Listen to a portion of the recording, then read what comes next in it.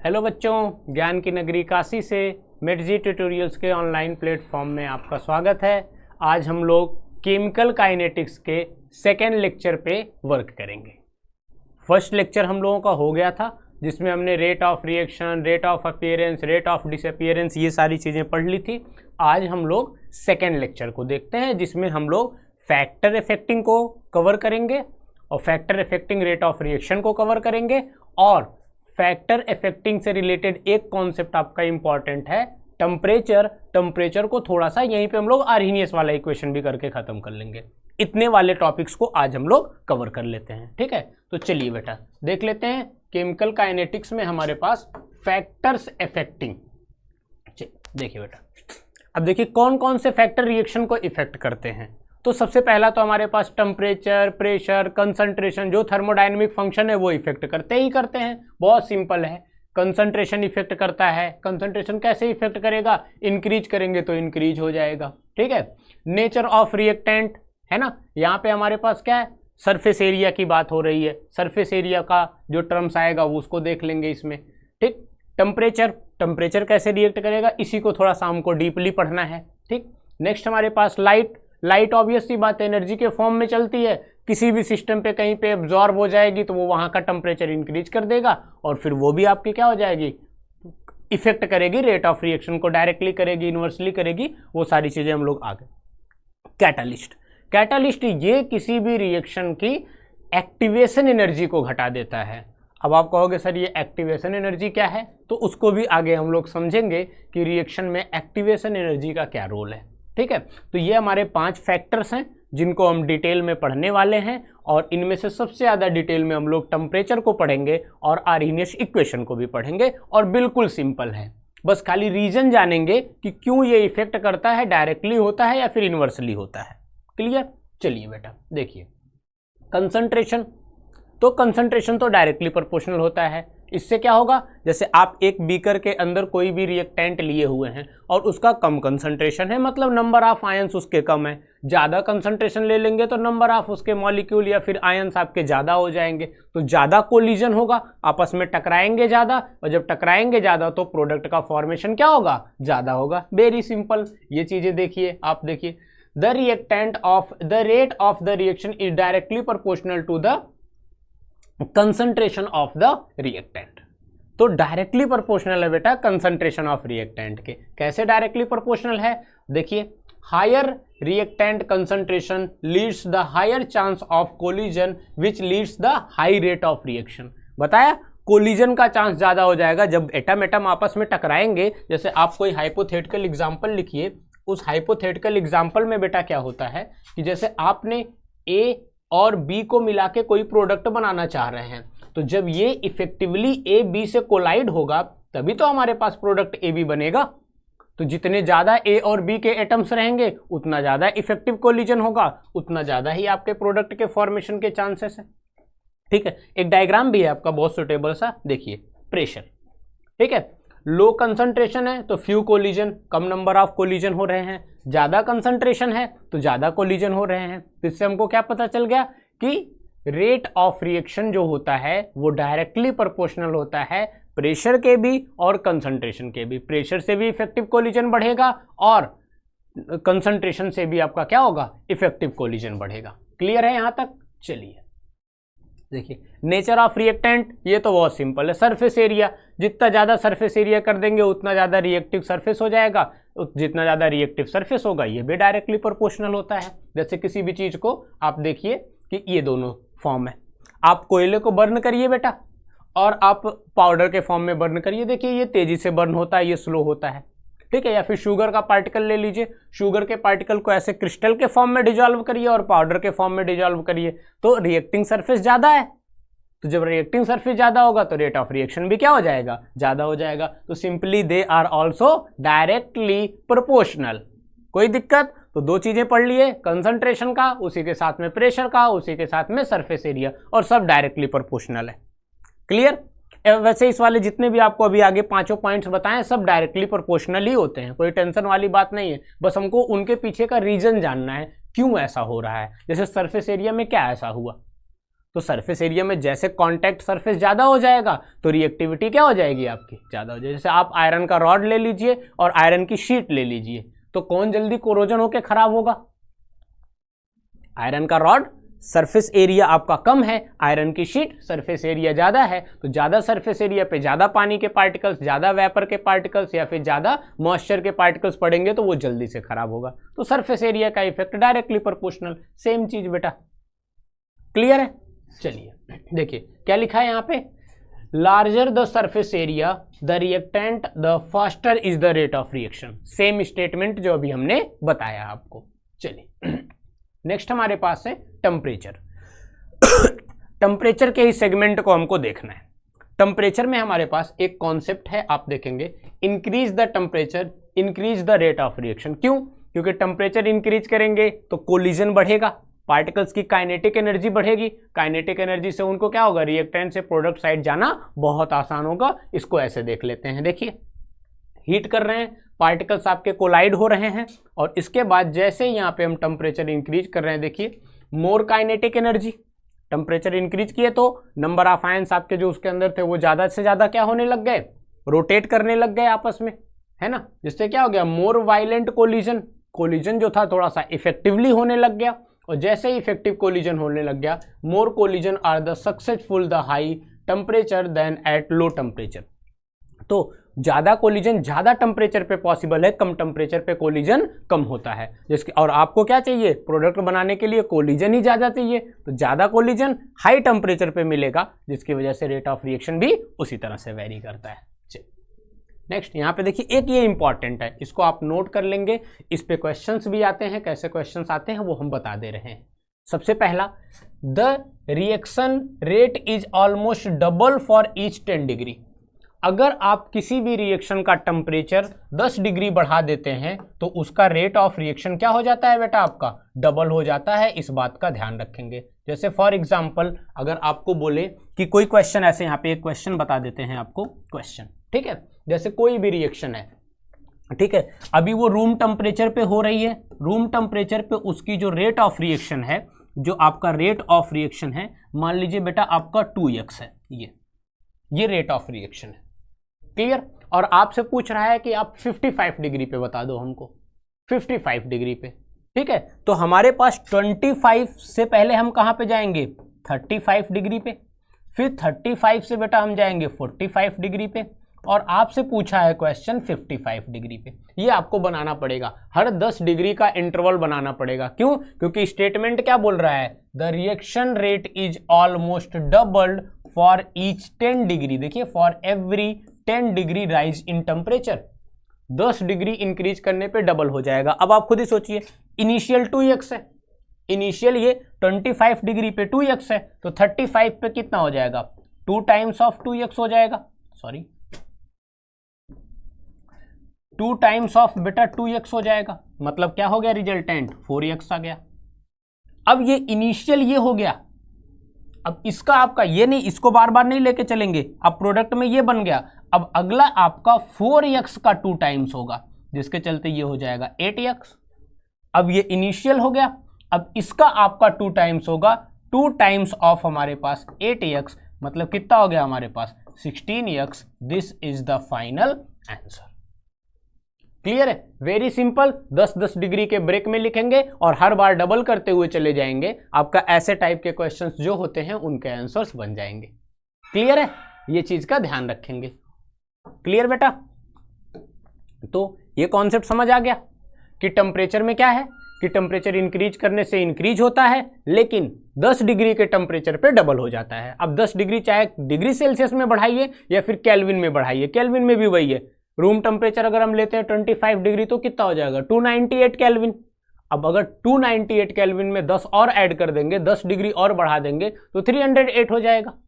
वो भी 10 बढ़ाने से 10 बढ़ गया, वो भी 35 के बराबर है। ध्यान रखेंगे इस बात का, ठीक है। चलिए नेक्स्ट देख लेते हैं यहाँ पे टेम्परेचर कोफिशिएंट। टेम्परेचर कोफिशिएंट क्या होता है कि इनिशियल टेम्परेचर और टेम्परेचर में 10 डिग्री ऐड करेंगे, तो 10 डिग्री ऐड करेंगे, उसको नॉमिनेटर साइड में रखेंगे, और जो टी टेम्परेचर रहेगा, मतलब हमारे पास क्या है देख लेते हैं इक्वेशन। यहाँ पे देखिए क्या हमने बोला अभी जो टेम्परेचर में 10 ऐड करेंगे वो नॉमिनेटर साइड में रहेगा। देखिए the rate constant T + 10 degree Celsius, तो रेट कांस्टेंट जो हमारे पास टेम्परेचर इनिशियल था उसमें 10 डिग्री ऐड करने के बाद जो रेट कांस्टेंट बना है वो, और डिवाइडेड बाई जो हमारे पास पहले इनिशियल था rate constant at T degree, तो rate constant at T + 10 divided by rate constant at T, इसको हम लोग बोलते हैं टेम्परेचर कोफिशिएंट। क्लियर है? चलिए नेक्स्ट, अब देखिए यहाँ पे 2-3 क्वेश्चंस हैं, उसको देख लेते हैं। बहुत बेसिक से हैं, कॉन्सेप्ट बेस्ड हैं ना, न्यूमेरिकल अभी नहीं आएगा, बिल्कुल कॉन्सेप्ट बेस्ड क्वेश्चंस हैं। देखिए ये हमारे पास है, चलिए बेटा, at high concentration rate of reaction, concentration बढ़ाने से रेट ऑफ रिएक्शन क्या हो जाएगी? स्लो तो होगी नहीं, फास्ट ही होगी, कोई डिफरेंस नहीं आएगा। ऑल ऑफ द एबव हो जाता, नो डिफरेंस तो आएगा ही आएगा, ऑब्वियस सी बात है, कंसंट्रेशन बढ़ा रहे हैं तो we go with fast, option B. चलिए नेक्स्ट देखिए बेटा, concentration of reactants has no effect on the rate of reaction. ऐसे कैसे? कंसंट्रेशन इफेक्ट तो करेगा ना हमारे पास, तो क्या आपका सुटेबल आंसर जा रहा है? फॉल्स, ठीक है, गलत है।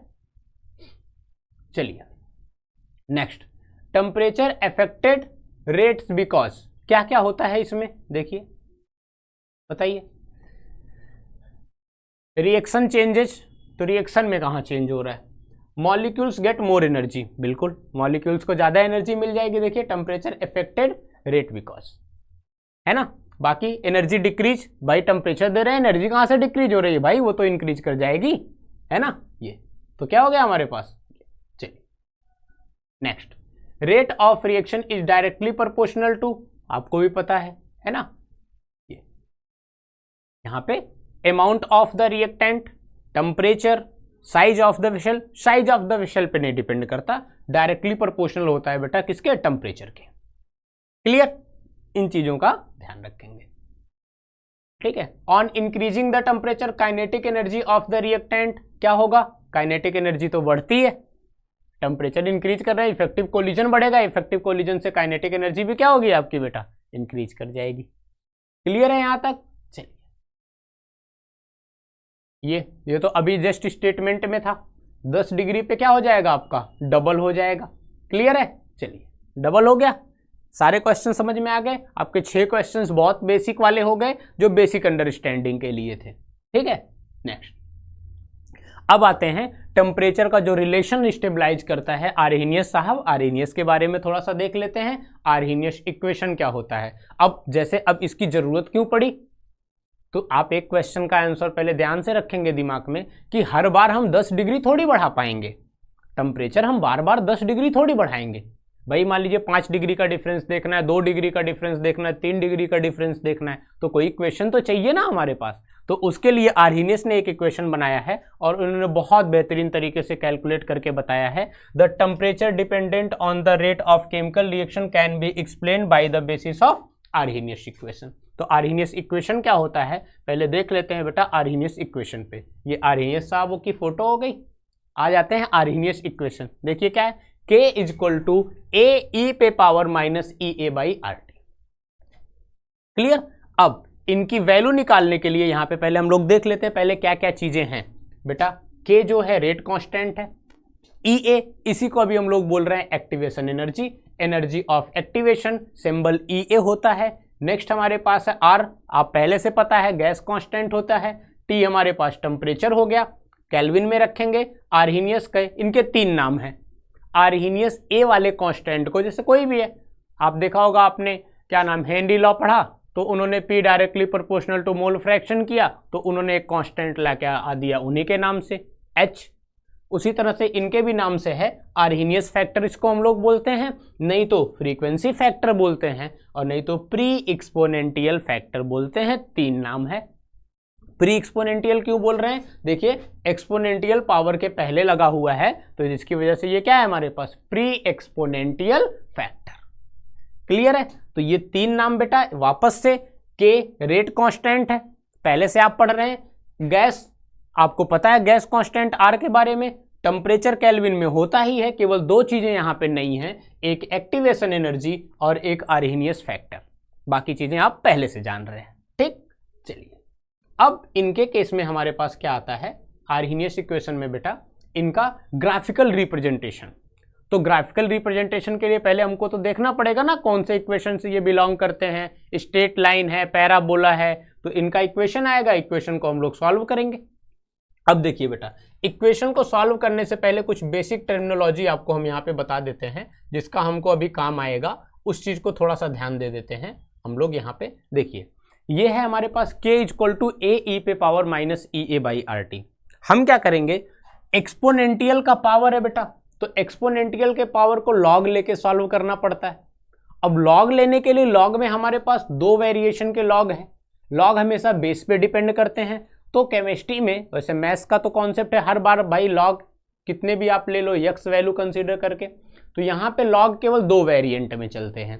एक को हम लोग बोलते हैं बेटा एल एन जिसको हम लोग बोलते हैं वो होता है हमारे पास लॉग बेस ई, और एक को हम लोग बोलते हैं बेटा लॉग जिसको बोला जाता है लॉग जिसका बेस होता है 10। और आपको एक चीज और पता है, लॉग अगर आपका कोई x का बेस x है तो उसकी वैल्यू कितनी होती है, 1 होती है। मतलब यहां से आपको अगर कभी मिलेगा log e पे बेस e मिलेगा तो कितना होता है 1। जैसे एक बहुत फेमस है, आप इसको पढ़े होगे, log 10 को हमेशा हम लोग 1 बोलते हैं, तो log 10 बेस 10 की वैल्यू कितनी होती है, 1 होती है। क्लियर है, ये चीजें समझ आ रही हैं। तो ये चीज और इनका आपस में जो रिलेशन होता है वो क्या होता है, ln इक्वल टू होता है 2.303 log। अब यहाँ पे ln कहने का मतलब क्या है बेटा, log base e equal to 2.303 log base 10 ये। और जैसा ln पे log की प्रॉपर्टी एप्लीकेबल होती है, मल्टीप्लिकेशन की, डिवीजन की और पावर की प्रॉपर्टी, वैसा आपका log पे भी एप्लीकेबल है क्योंकि वो प्रॉपर्टी है। क्लियर है, ये इतनी बातें आप ध्यान रखेंगे लॉग की, तो ये आपका ये कॉन्सेप्ट आपका बहुत आसानी से समझ आ जाएगा। क्लियर है बेटा, तो चलिए तो इस कॉन्सेप्ट को पहले हम लोग यहां से देख लेते हैं, और अब थोड़ा सा लॉग की प्रॉपर्टीज इतना आप नोट रखेंगे, लॉग की प्रॉपर्टीज। क्लियर, अब देखिए आर्हेनियस इक्वेशन का हम क्या कर लेते हैं, यहां पे क्या लिख लेंगे बेटा, यहां पे लिख ले रहे हैं हमारे पास टेकिंग, है ना, ln लेंगे, ln क्योंकि एक्सपोनेंटियल सॉल्व करना है ना, ln ऑफ बोथ साइड। चलिए ln ले लेते हैं बेटा, तो क्या है हमारे पास, यहां से ये हो जाएगा ln के इक्वल टू आपका आ जाएगा, देखिए ये क्या है a इंटू बी है, तो क्या हो जाएगा हमारे पास ln a एंड प्लस में आ जाएगा आपका ln e पे power minus E A by R T. Clear, ये देखिए सिंपल है, वेरी सिंपल।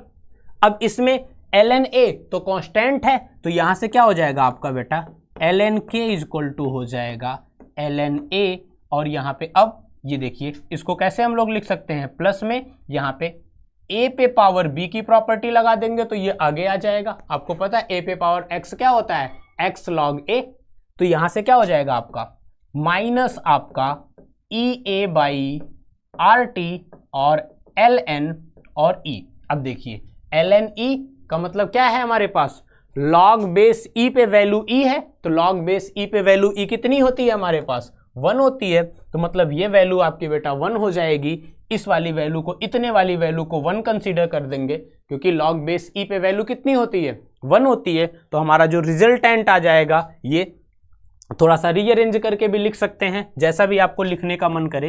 यहां से बेटा ln k इक्वल टू हो जाएगा ln a माइनस ये हो जाएगा आपका ई ए बाई आर टी। ये देखो बेटा, ये क्लियर।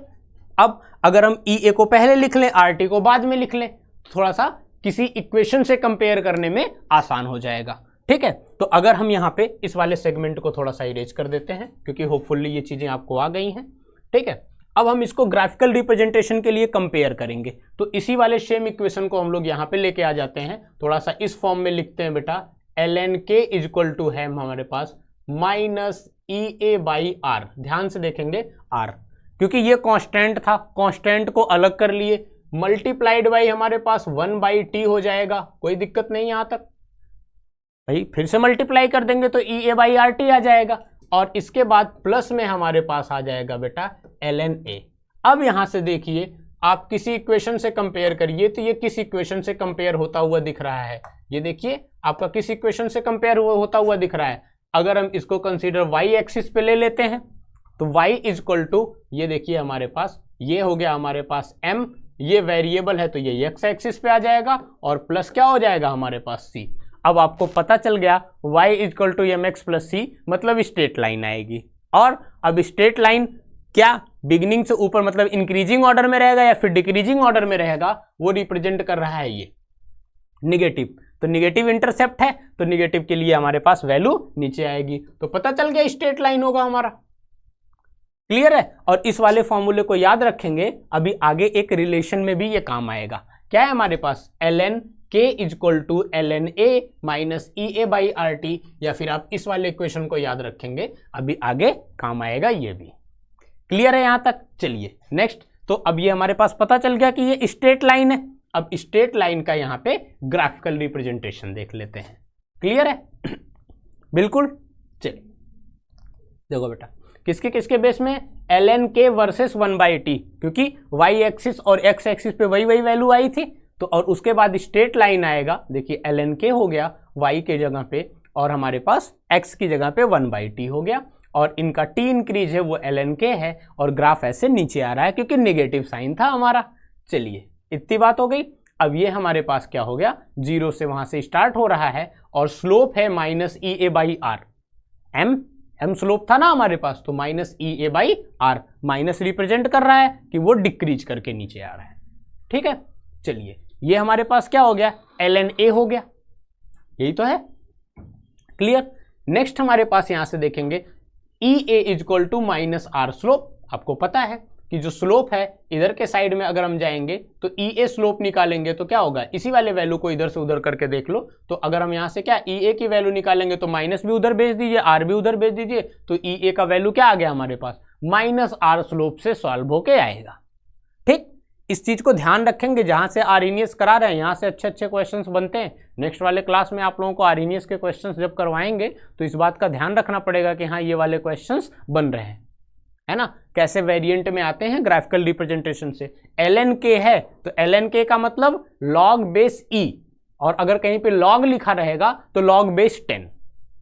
हाँ, इस चीज को ध्यान रखेंगे बेटा।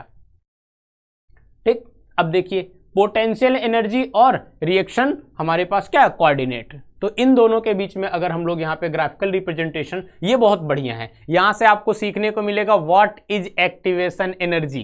क्लियर है। चलिए देखिए एक्टिवेशन एनर्जी क्या है बेटा। अब देखिए यही, जैसे जब आप कोई रिएक्टेंट लेते हो, कोई भी रिएक्टेंट लेते हो, जैसे फॉर एग्जांपल हम आपको बताएं कि कोई भी आपने एक रिएक्टेंट का आपने अपने दिमाग में कोई एग्जांपल सोचा, और वो रिएक्टेंट क्या है बेटा, हाइड्रोजन है। जैसे हमारे पास H2 है और I2 है, ये मिलके बना रहा है हमारे पास 2HI। ठीक है। तो जब तक रिएक्टेंट है तब तक क्या होगा हमारे पास, देखिए हाइड्रोजन और हाइड्रोजन है, और आयोडीन और आयोडीन है। अब बताइए इनके ये वाले बॉन्ड धीरे धीरे वीक हो जाएंगे, ये वाले बॉन्ड धीरे धीरे वीक हो जाएंगे, और ये वाले बॉन्ड धीरे धीरे स्ट्रांग हो जाएंगे, ये वाले बॉन्ड धीरे धीरे स्ट्रांग हो जाएंगे, जिसके चलते क्या हो जाएगा हमारे पास, इस वाले सेगमेंट में धीरे धीरे HI का फॉर्मेशन हो जाएगा, फिर से HI का फॉर्मेशन हो जाएगा इन दोनों सेगमेंट में, ध्यान रखेंगे, और ये हो जाएगा H और I बन जाएगा 2 टाइम्स में। तो जब तक ये बॉन्ड डिक्रीज करता रहेगा, जब तक ये एनर्जी को एब्जॉर्ब करता रहेगा, क्योंकि पहले बॉन्ड डिसोसिएशन होगा तो बॉन्ड डिसोसिएशन में एनर्जी लगेगी, तो जब तक ये एनर्जी को क्या करता रहेगा, एब्जॉर्ब करता रहेगा, तब तक ऐसे करके ग्राफ ऊपर आएगा, एक्टिवेटेड कॉम्प्लेक्स बनेगा। ठीक है। और जैसे ही हमारे पास यहां तक आपका ग्राफिकल रिप्रेजेंटेशन हो जाएगा, ग्राफिकल रिप्रेजेंटेशन नहीं, तो जैसे हमारे पास रिएक्टेंट में इस वाले सेगमेंट में अभी तक क्या कर रहा है, तो अब आप सोचिए यहां से यहां तक क्या हो रहा होगा, हमारा रिएक्टेंट क्या था, H2 था और I2 था, है ना। तो मतलब अभी H और H के बॉन्ड ब्रेक हो रहे थे और I और I के बॉन्ड ब्रेक हो रहे थे, तो एनर्जी एब्जॉर्ब हो रही थी। तब तक ये आपका ये इंक्रीज करेगा यहां तक। अब बेटा यही होता है एक्टिवेशन एनर्जी। अब सफिशिएंट एनर्जी मिल गई कि उनके बॉन्ड क्या हो गए, एक्टिवेट हो गए, मतलब डिसोशिएट हो चुके हैं। अब वो प्रोडक्ट के फॉर्मेशन में जाएंगे। तो जैसे यहां पे इस वाली जगह पे बेटा आपका बनेगा, इस जगह बनेगा एक्टिवेटेड कॉम्प्लेक्स।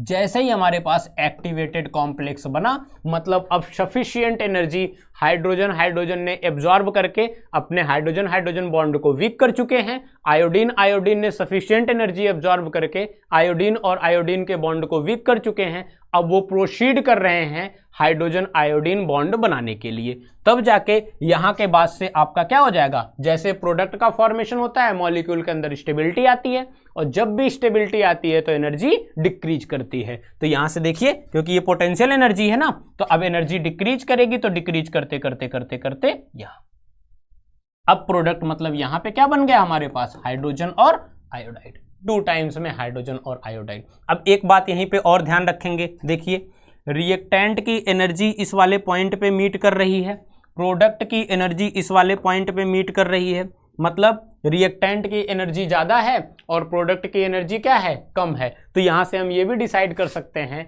कि हमारा रिएक्टेंट स्टेबल है कि प्रोडक्ट स्टेबल है। क्लियर। अब अगर इन दोनों में रिएक्टेंट की स्टेबिलिटी अगर आपकी ज़्यादा होगी तो इसका मतलब रिएक्टेंट नीचे के साइड रहेगा, और अगर प्रोडक्ट की स्टेबिलिटी ज़्यादा होगी तो प्रोडक्ट नीचे के साइड रहेगा। नीचे के साइड रहने से मतलब यहाँ पे ये है कि कम एनर्जी वाले पॉइंट पे प्रोडक्ट अगर लाई कर रहा है तो इसका मतलब प्रोडक्ट की स्टेबिलिटी ज़्यादा है, और अगर कम एनर्जी पे, जैसे आपका ग्राफिकल रिप्रेजेंटेशन इससे क्या पता चल रहा है, इस वाले से देखिए रिएक्टेंट का पॉइंट यहाँ है, प्रोडक्ट का पॉइंट यहाँ है, तो यहाँ हम ये कह सकते हैं product is more stable then reactant. Clear है। अगर यही ग्राफ यहां पे ना लाई करके अगर इस जगह आया होता, मान लीजिए ऐसे गिरते गिरते गिरते गिरते यहीं रह गया होता, ठीक है, इस जगह पे आपके 2HI, मतलब अभी 2HI तो नहीं लिखेंगे, मतलब प्रोडक्ट का फॉर्मेशन अगर हो गया होता, तो प्रोडक्ट का फॉर्मेशन तो इस वाले लाइन को मीट करेंगे तो बेटा यहां मिल जाएगा। अब देखिए ये रिएक्टेंट का पॉइंट है, ये प्रोडक्ट का पॉइंट है, तो अगर प्रोडक्ट इस वाले पॉइंट पे बना, इसका मतलब product is less stable then reactant. क्यों? क्योंकि रिएक्टेंट की एनर्जी कम है, प्रोडक्ट की एनर्जी ज्यादा है। और अगर इस वाले ग्राफ को फॉलो करके आएंगे नीचे तक, तो इस वाली जगह पे आपका प्रोडक्ट का फॉर्मेशन हो रहा है, तो product is more stable then reactant. जितनी कम एनर्जी उतना ज्यादा स्टेबल, जितनी कम एनर्जी उतना ज्यादा स्टेबल। ये बात ध्यान रखेंगे, पूरे केमिस्ट्री में काम आता है, थर्मोडायनेमिक्स में काम आता है, ऑर्डर ऑफ रिएक्शंस जो करते हैं उसमें वाले कॉन्सेप्ट में काम आता है।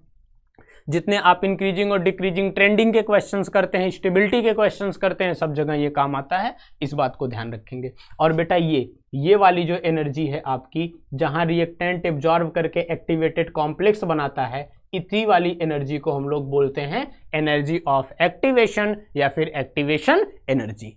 तो एक्टिवेशन एनर्जी एब्जॉर्ब करेगा तब रिएक्टेंट रेडी हो जाएगा प्रोडक्ट के फॉर्मेशन के लिए। अब विजुअलाइजेशन इतना समझ गए, एग्जाम्पल के थ्रू समझ गए। अब एक विजुअलाइजेशन, ये जो आपका कंप्लीट ग्राफ था वो दिखा देते हैं, सारा समझ में आ जाएगा। ठीक है, चलिए देखते बेटा। ये रिएक्टेंट है, अब देखिए क्या पॉइंट बनाया, पॉइंट पे क्या वर्ड यूज कर रहे हैं, एक्टिवेटेड कॉम्प्लेक्स। सेम चीज क्या बना, एक्टिवेटेड कॉम्प्लेक्स बना, बन गया एक्टिवेटेड कॉम्प्लेक्स। अब देखिए एक्टिवेटेड कॉम्प्लेक्स यही पॉइंट है बेटा, ठीक है, इसको बोलते हैं हम लोग ट्रांजिशन स्टेट। यहीं से तो ट्रांजिशन स्टार्ट होगा, तो ट्रांजिशन स्टेट इसको बोल रहे हैं। अब देखिए यहां पे हमारे पास, देखिए पॉइंट देखते जाइएगा, देखिए कहां पे है, इस वाले पॉइंट से रिएक्टेंट के बीच की जो डिस्टेंस है, यही हमारे पास एनर्जी ऑफ एक्टिवेशन है।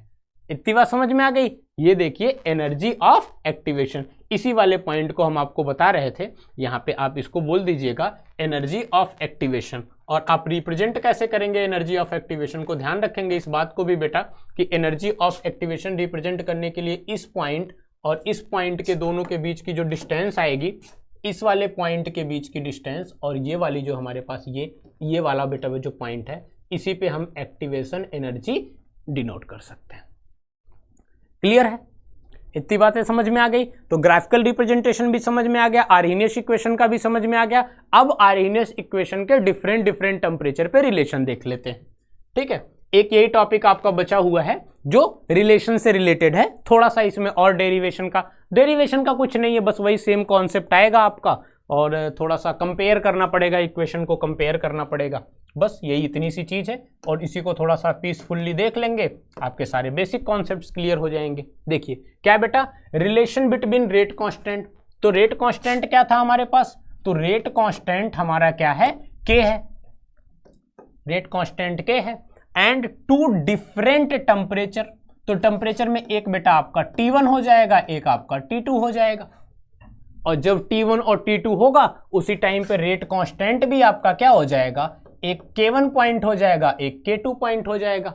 तो पहले तो आर्हेनियस ने जो इक्वेशन दी थी, पहले उस वाले फॉर्मूले को लिख लेते हैं। तो वो फॉर्मूला हमारे पास क्या है आर्हेनियस इक्वेशन का, तो आर्हेनियस इक्वेशन का जो फॉर्मूला है बेटा वो क्या है हमारे पास, ln K is equal to हमारे पास minus EA by RT minus EA by RT, और प्लस में क्या है हमारे पास ln और A। बताइए क्या यही फॉर्मूला अभी थोड़ी देर पहले हम लोगों ने डिराइव करके निकाला था, क्लियर। अब इसी सेम को बेटा क्या करना है, दो इक्वेशन पे कंपेयर करना है, चाहे जैसे आप इसको लिखो, ln को पहले लिख लो, अगर EA में आपको प्रॉब्लम हो रही है तो जिस भी टर्म्स में लिखना चाहो, तो अगर आप कंफर्टेबल हो तो ये इसमें प्लस माइनस इधर उधर करना, ये कौन सी आपके लिए बहुत बड़ी बात है कि हाँ चीजें कॉन्सेप्ट समझ में नहीं आएगा, माइनस EA बाई RT। ये देखिए जिस भी फॉर्म में लिखो कोई टेंशन वाली बात नहीं है, बस आपको करना क्या है कि दो टेम्परेचर पे कंपेयर करना है बस, मतलब for K1 and for K2, तो टेम्परेचर T1 और T2 हो जाएगा।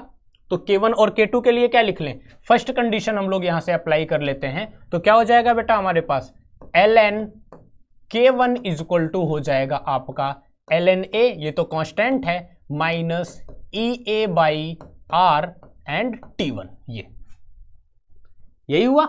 अब हमारे पास नेक्स्ट क्या है यहाँ पे बेटा, ln K2 is equal to हमारे पास ln A minus EA by R and T2। ये देखो दो इक्वेशन बन गए, दोनों इक्वेशन को कंपेयर कर देते हैं, है ना। यहां से क्या कर देते हैं हमारे पास, सब्ट्रैक्ट कर देते हैं, इक्वेशन सेकंड इसको इक्वेशन फर्स्ट कंसीडर कर लेते हैं, इसको इक्वेशन सेकंड कंसीडर कर लेते हैं। करना क्या है ही एक T1 पे है एक T2 पे है, तो हमारे पास क्या हो जाएगा, हम नेक्स्ट क्या करने वाले हैं, इक्वेशन सेकंड माइनस फर्स्ट करने वाले हैं। तो ये हमारे पास इक्वेशन फर्स्ट है, इक्वेशन सेकंड है, अब हम करने जा रहे हैं क्या बेटा, इक्वेशन में सेकंड वाले इक्वेशन को फर्स्ट वाले इक्वेशन से सब्ट्रैक्ट कर लेंगे। तो क्या हो जाएगा आप देख लो, दोनों को सीक्वेंस में लिख के देख लो, क्या है हमारे पास इक्वेशन सेकंड क्या है हमारे पास, पहले रिएक्टेंट साइड में लिख लेते हैं, तो क्या हो जाएगा ln K2 minus ln K1 is equal to, ये हो गया।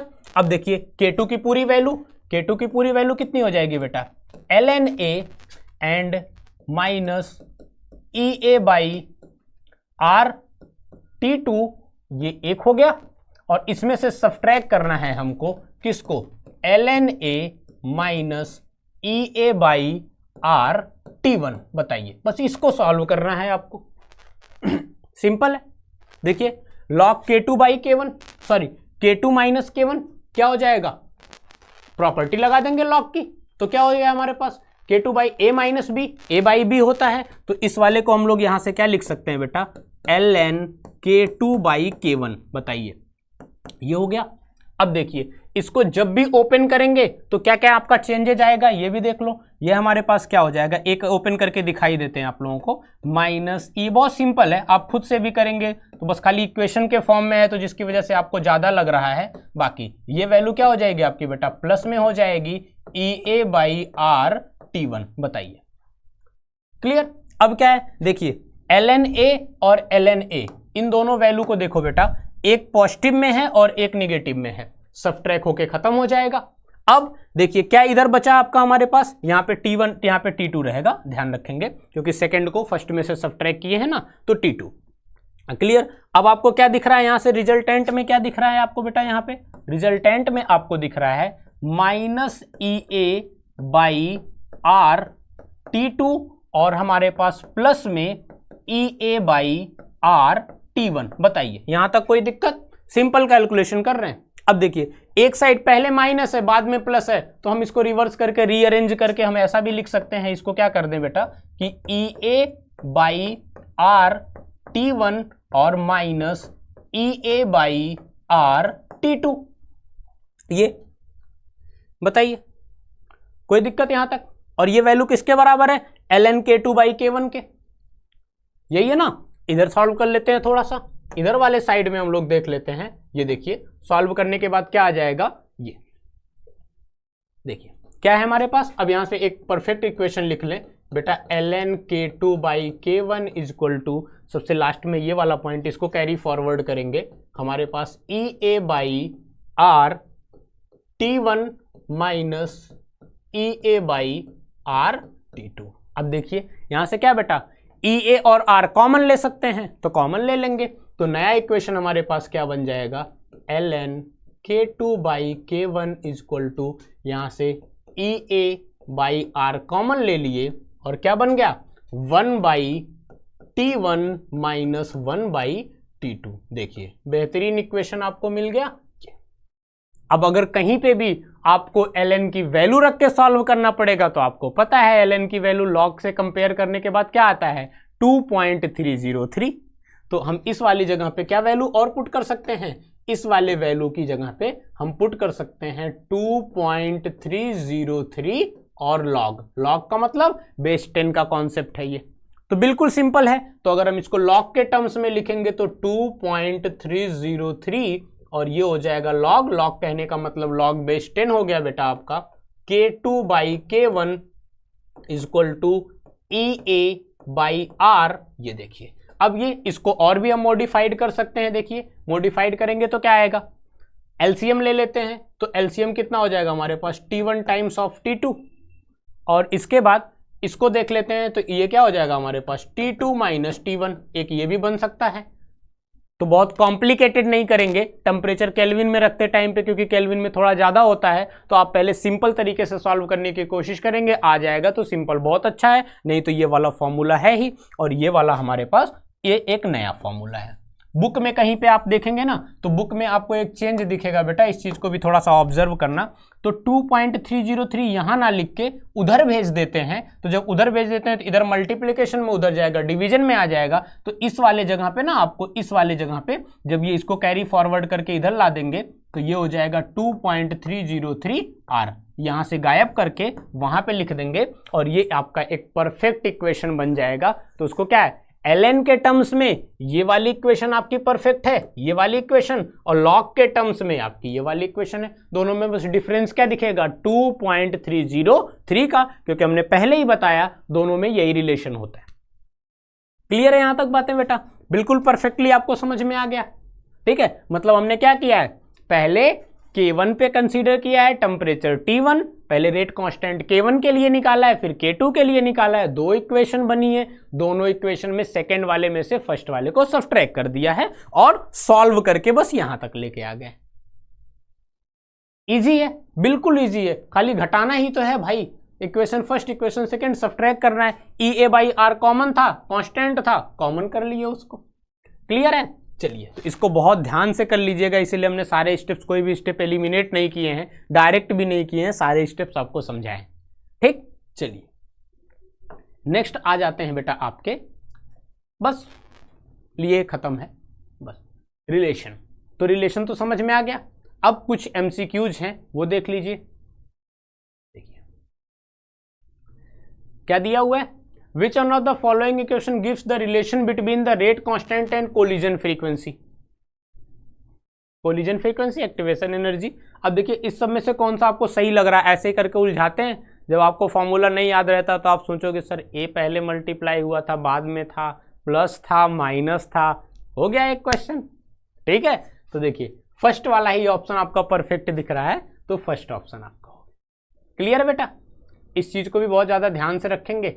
देखिए स्लोप में हमारे पास क्या है, what is the slope of the graph obtain when we plot. देखिए यहां पे क्या लिखा है, ln e k, इस फॉर्म में भी देगा तो कंफ्यूज हो मत होइएगा। ln ek का मतलब क्या है, log ek का मतलब ln है, तो ln k versus 1/t। Clear है? तो क्या है हमारे पास माइनस EA/r।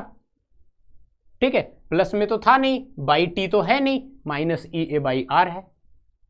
नेक्स्ट देखिए, what is the y intercept. अब बताइए y इंटरसेप्ट पे क्या होगा हमारे पास, ln a है माइनस ln a है, बोथ है, या फिर हमारे पास नन ऑफ दीज है।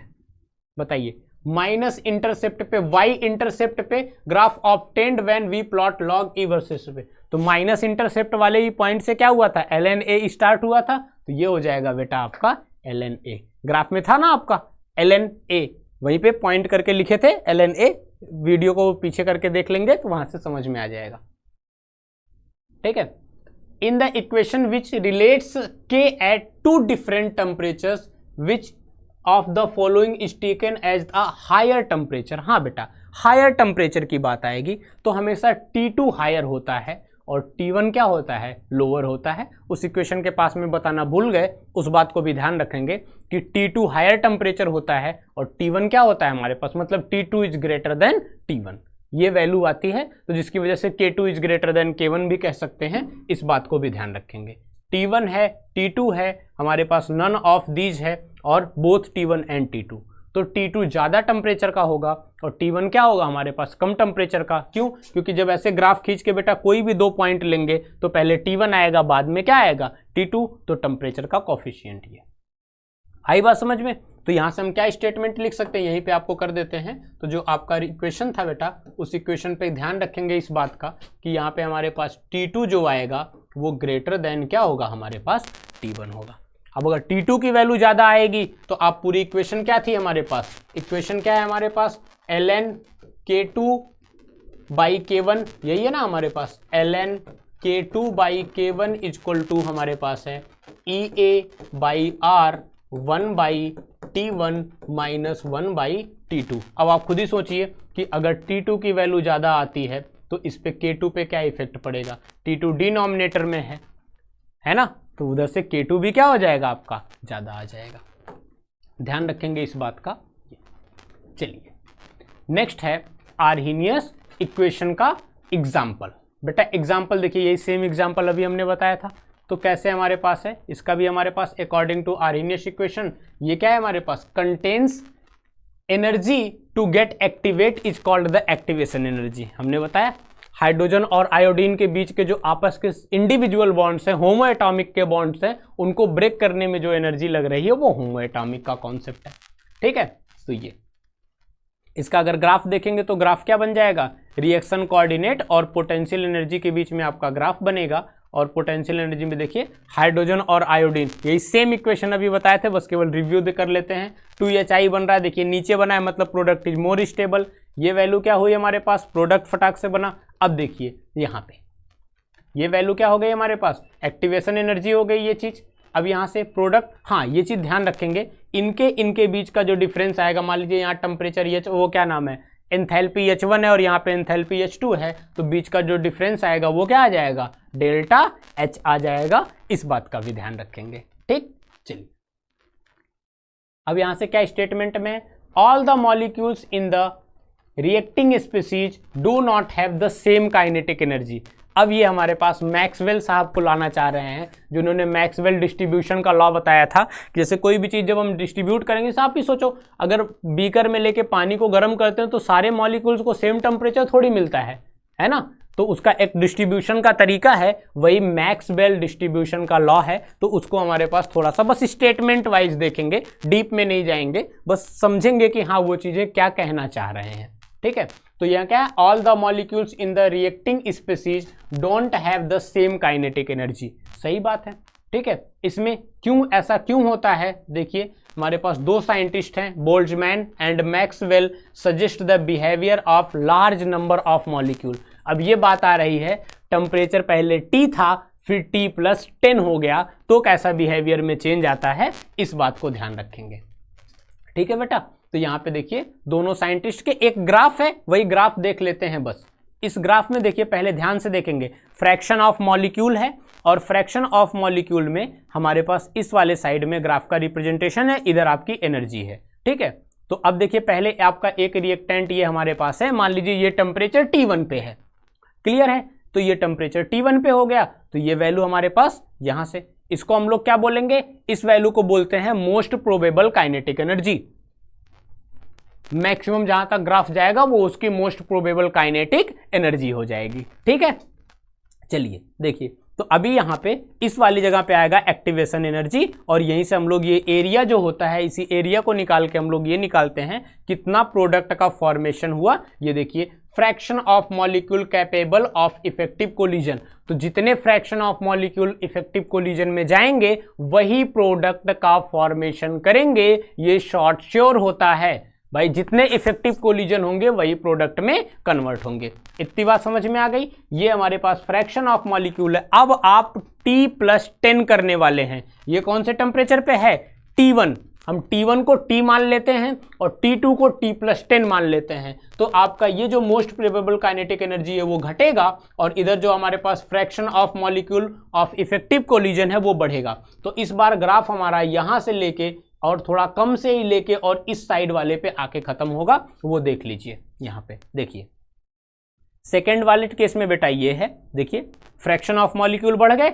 अब आप दोनों के केस में देख लीजिए, अब यही वाला पॉइंट है बेटा, इसी वाले पॉइंट पे आप क्या मेंशन कर सकते हैं कि एक वैल्यू हमारे पास, ये वाली वैल्यू क्या है, T1 हमारे पास, T1 ये हमारे पास T टेम्परेचर है, और T2 जो है वो T+10 है। तो आप ध्यान रखिए, तो देखिए जब तक T टेम्परेचर था तब तक हमारे पास काइनेटिक एनर्जी मोस्ट प्रोबेबल और इफेक्टिव कोलिजन में केवल इतने मॉलिक्यूल्स बने थे प्रोडक्ट के फॉर्मेशन में, और अब क्या है, जब हमने +10 और कर दिया तो ग्राफ देखिए यहाँ आया, अब ये वैल्यू यहाँ से लेके इतने आपके और बढ़ गए, तो यही आपका बेटा इंडिकेट करता है। और ये वैल्यू देखो डबल है, ये डबल है, जो इसके पहले वो बता रहे थे 10+ डबल हो जाता है, तो कोई प्रूफ नहीं था, वैसा बिहेवियर में था जिसकी वजह से बता दिया गया। तो यहाँ से देखिए एक्सपेरिमेंटल प्रूफ है कि हमारे पास ये T पे है और ये T पे है, तो T पे इतने फ्रैक्शन ऑफ मॉलिक्यूल, ये नीचे वाली लाइन बस बन रही है, और T2 पे ऊपर वाली लाइन भी, तो अब इतने fraction of molecule effective collision में जा रहे हैं जो आपके इनिशियल का जस्ट डबल है, जिसको बोलते हैं हम लोग कि क्या नाम है, T+10 पे हमारे पास इफेक्टिव कोलिजन कितना होगा, ये वैल्यू क्लियर है।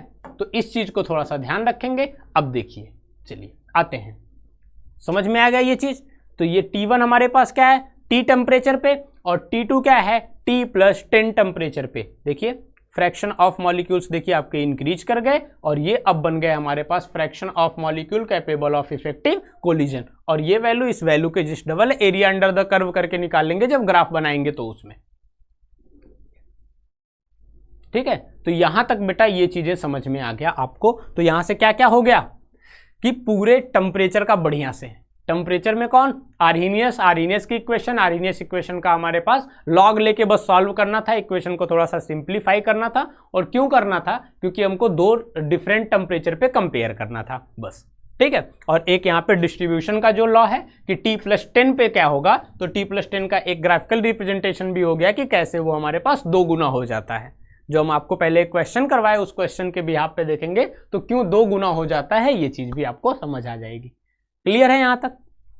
चलिए अब नेक्स्ट टॉपिक आता है आपका, 3 पॉइंट हो गए, किसका, कंसंट्रेशन प्रेशर 1 पॉइंट था, दूसरा पॉइंट हमारे पास क्या था, सरफेस एरिया, और तीसरा टेम्परेचर था। तो टेम्परेचर तो ठीक ठाक डिटेलिंग में करने लग गए हम लोग, तो टेम्परेचर का इतना है। अब हमारे पास लाइट है, नेक्स्ट हमारे पास बेटा लाइट का आपको भी प्रॉपर्टी बता दिए। लाइट अगर आएगी तो क्या होगा, अपने एनर्जी लेके आएगी और वो वहां पे एब्जॉर्व कर देगा, और जब एब्जॉर्व कर देगा तो टेम्परेचर एक फॉर्म में इंक्रीज हो जाएगा, और वो भी क्या है, rate of chemical reaction is considerably increased by the use of certain radiation. तो रेडिएशन पड़ेगी तो हीट एब्जॉर्व होगा, एनर्जी बढ़ेगी, टेम्परेचर इंक्रीज करेगा, मोस्ट प्रोबेबल काइनेटिक एनर्जी जो हमारे पास है काइनेटिक एनर्जी के टर्म्स में इंक्रीज करेगा, इफेक्टिव कोलिजन बढ़ेगा तो इंक्रीज कर जाएगा। ठीक है, चलिए तो ये एक है भी आपका जैसे फोटोसिंथेसिस का प्रोसेस है। देखिए फूड का फॉर्मेशन सनलाइट के प्रेजेंस में फास्ट हो जाता है, तो रेट ऑफ रिएक्शन तो है, कम सनलाइट पड़ेगी तो क्या होगा, स्लो रहेगा, ज़्यादा सनलाइट पड़ेगी तो फास्ट हो जाएगा। भाई हम तो rate of reaction, speed of reaction पढ़ने के टर्म्स में है ना हमारे पास, ये देखिए है ना, ये तो न्यूक्लियर रिएक्टर होते हैं जहां पे रेडिएशन हम लोग रिलीज करते हैं वो कैटालिस्ट, ये इंपॉर्टेंट है। तो कैटालिस्ट बेटा क्या करता है ना, तो कैटालिस्ट के बारे में एक बात अभी पहले फेमस रखेंगे, एक्टिवेशन एनर्जी से। तो जो एक्टिवेशन इतने ऊपर तक जा रहे थे हम लोग ना, जो हम ग्राफिकल रिप्रेजेंटेशन में एक्टिवेशन एनर्जी में इतने ऊपर तक जा रहे थे, जो ग्राफ हम बनाते थे, तो ग्राफ में क्या करते थे, यहाँ पे हमारे पास रिएक्टेंट होता था, यहाँ पे हमारे पास ज्यादा स्टेबल है तो प्रोडक्ट होता था। तो ये क्लियर। अब ये वर्ड है हमारे पास एक्टिवेशन एनर्जी का, ये वैल्यू आई एक्टिवेशन एनर्जी। तो बिना कैटालिस्ट के अगर हम ये कर रहे हैं तो कैटालिस्ट से करने पे ये और पहले से ही हो जाएगा। सोचिए ये एक्टिवेशन एनर्जी है किसकी, विदाउट कैटालिस्ट, और ये वाली एक्टिवेशन एनर्जी यहां से यहां तक की एक्टिवेशन एनर्जी है विथ कैटालिस्ट, ये वाली एक्टिवेशन एनर्जी, और ये टोटल एक्टिवेशन एनर्जी। ऐसा ही कुछ है, उसके क्या नाम है, पीपीटी है तो हम लोग विजुअलाइजेशन से देख लेते हैं। बस ये ध्यान रखिएगा कि इफेक्टिव कोलिजन वाला जो कॉन्सेप्ट होता है उस चीज़ को ध्यान रखेंगे, और कैटालिस्ट इफेक्टिव कोलिजन को इंक्रीज करा देता है। तो जब इफेक्टिव कोलिजन इंक्रीज करा देगा तो जो रिएक्शंस आपकी मान लीजिए 200, 400, 500 डिग्री पे हैं, तो वो क्वाइट पॉसिबल कि वो रूम टेम्परेचर पे ही हो जाए, है ना। तो ऐसा काम है आपका कैटालिस्ट का। तो कैटालिस्ट भी रेट ऑफ रिएक्शन को बढ़ाता ही है, कम ही एनर्जी प्रोवाइड करनी पड़ेगी, जल्दी एक्टिवेटेड कॉम्प्लेक्स बन जाएगा। ठीक है, तो ये देखेंगे, a catalyst is a substance that alters the rate of reaction but it is found to be chemically unchanged at the end of the reaction. मतलब क्या बोला जाता है कैटालिस्ट के बारे में, रेट ऑफ रिएक्शन तो बढ़ा देता है लेकिन खुद कोई चेंज नहीं होता कैटालिस्ट में, जैसा रिएक्टेंट में पहले था वैसा वो प्रोडक्ट के बाद भी मिल जाता है। तो this is called the catalyst. तो वही चीज है, a catalyst is a substance that alters the rate of reaction, जो रेट ऑफ रिएक्शन को चेंज कर देता है लेकिन बाद में केमिकली अनचेंज, उसके अंदर कोई चेंज नहीं होता, उस कैटालिस्ट की बात हो रही है। ठीक है, रिएक्टेंट और प्रोडक्ट तो उसने अल्टर ही कर दिया। ये देखिए, a catalyst provides an alternative path of lower activation energy. तो कम एक्टिवेशन एनर्जी का एक अल्टर्ड पाथ प्रोवाइड कराता है ये किसको, रिएक्शन को। यहाँ पे देखिए एक बहुत बढ़िया सा विजुअलाइजेशन है, ये हमारे पास क्या हो गया, रिएक्शन कोऑर्डिनेट हो गया और ये पोटेंशियल एनर्जी हो गई। अब इसमें देखिए यहाँ पे बेटा रिएक्टेंट है, प्रोडक्ट है, रिएक्टेंट और प्रोडक्ट में मस्त से देखो। अब भाई अगर ये ब्रिज पे ऐसे चढ़ के जाएंगे और आएंगे तो इनको क्या होगा, ज़्यादा एनर्जी लगानी पड़ेगी। देखिए ये, अब अगर इसी स्लोप को हम घटा दें, देखिए प्रोडक्ट का फॉर्मेशन हो गया, इतनी ज़्यादा एनर्जी, जैसे आपको कोई पुल क्रॉस करना और ऐसे करके बना रहे, अब क्या करें, हमको डिजाइन ही बनानी है तो पुल को हम ऐसे ना करके हम ऐसे बना देंगे। ये देखिए कैटालिस्ट ऐड कर दिए। अब कैटालिस्ट ऐड करने के बाद सोचिए एक्टिवेशन एनर्जी अब इतनी बची, पहले इतनी पूरी एक्टिवेशन एनर्जी थी, यहाँ से यहाँ तक की एक्टिवेशन एनर्जी, अब आपकी एक्टिवेशन एनर्जी बस इतनी बची। तो अब अगर इनको भाई साहब को साइकिल लेके जाना है तो देखिए, तो यहाँ से क्या हो रहा है हमारे पास विजुअलाइजेशन में, यहाँ से ध्यान रखेंगे, ये देखिए अब क्या है हमारे पास एक्टिवेशन एनर्जी। देखिए अब यहाँ से देखिए बेटा, अब किसके साथ हो गया, विथ कैटालिस्ट। अभी तक क्या था, विदाउट कैटालिस्ट, तो ये ऊपर से मूव करके आए थे, अब कैटालिस्ट हो गया तो कैटालिस्ट में यहां से मूव करके आएंगे ये, और कैटालिस्ट में जब भी यहां से मूव करके आएंगे तो क्या दिख रहा है आपको, यहां से देखिए प्रोडक्ट का फॉर्मेशन हो गया, रिएक्टेंट साइड से चले प्रोडक्ट साइड में आ गए।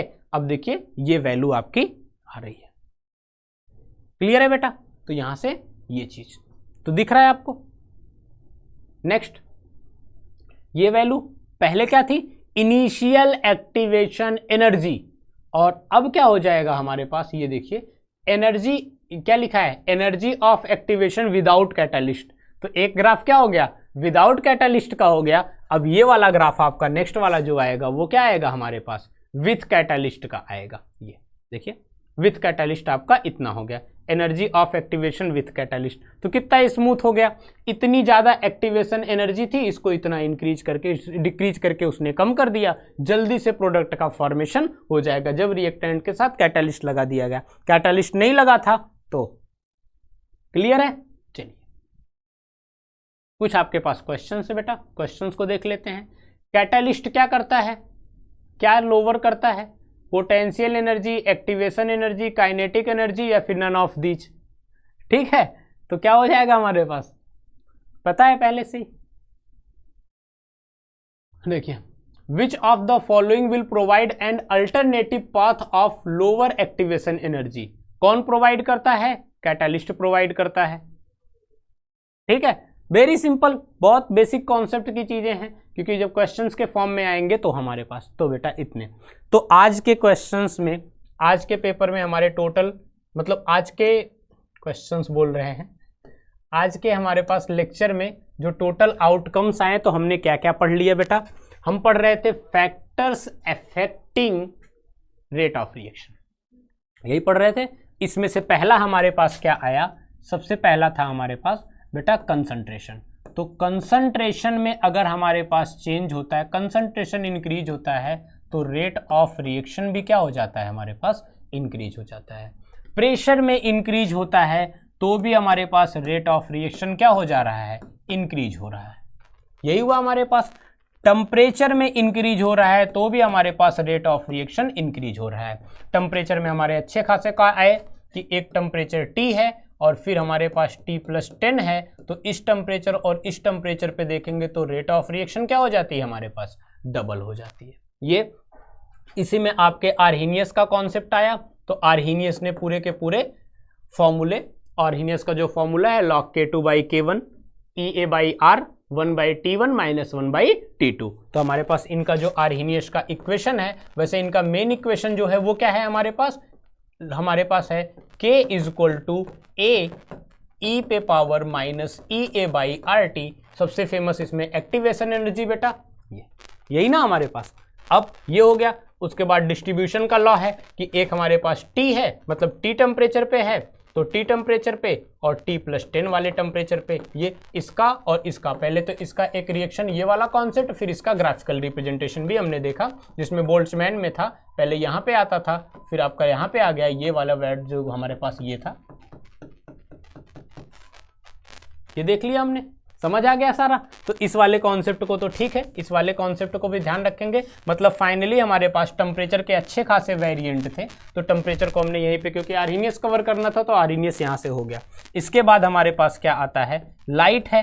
तो लाइट के भी प्रेजेंस में हमारे पास क्या हो रहा है? रेट ऑफ रिएक्शन आपकी इंक्रीज हो रही है। और लास्ट में हमारे पास कैटालिस्ट है।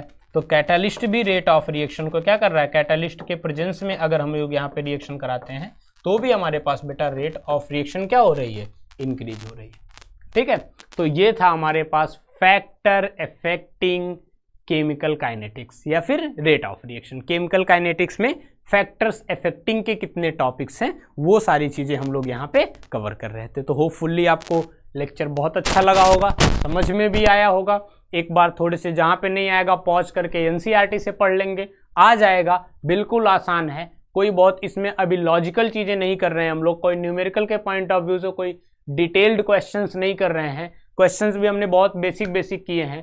तो बेटा यहाँ तक इस लेक्चर को देख के कंप्लीट करिए, प्रॉपर नोट्स बनाइए, एनसीईआरटी फॉलो करिए और उसके क्वेश्चंस करिए, तब जाके आपके बेसिक्स क्लियर हो जाएंगे। और बहुत मजे के क्वेश्चन, इसके क्वेश्चंस आसान होते हैं, इसके क्वेश्चंस बहुत आसान होते हैं। 2, 3, 4 सेगमेंट है, वहीं से क्वेश्चन पूछते हैं। तो 2 तो हमने करा ही दिया। ये हमारे पास पूरा का पूरा क्या आर्हीनियस वाले में न्यूमेरिकल है, बाकी तो हमारे पास पूरा का पूरा थ्योरेटिकल है। तो आज हम यहीं पे अपने लेक्चर को टर्मिनेट करेंगे और नेक्स्ट क्लास में हम लोग इसके नेक्स्ट वाले सेगमेंट को लेके आएंगे, जहाँ पे हम लोग पढ़ेंगे कि और कौन से फैक्टर्स हैं जो इसको इफेक्ट करते हैं, या फिर आपके इफेक्टिंग फैक्टर्स तो हो गए, इन्फ्लुएंसिंग वाले जो फैक्टर्स हैं वो, और उसके बाद फिर से हमारे पास रेट लॉ, और फिर हमारे पास मॉलिक्यूलरिटी, ऑर्डर ऑफ रिएक्शन। अभी ये वाला सेगमेंट बचा हुआ है, तो इस वाले सेगमेंट को हम लोग आगे के लेक्चर्स में कर लेंगे।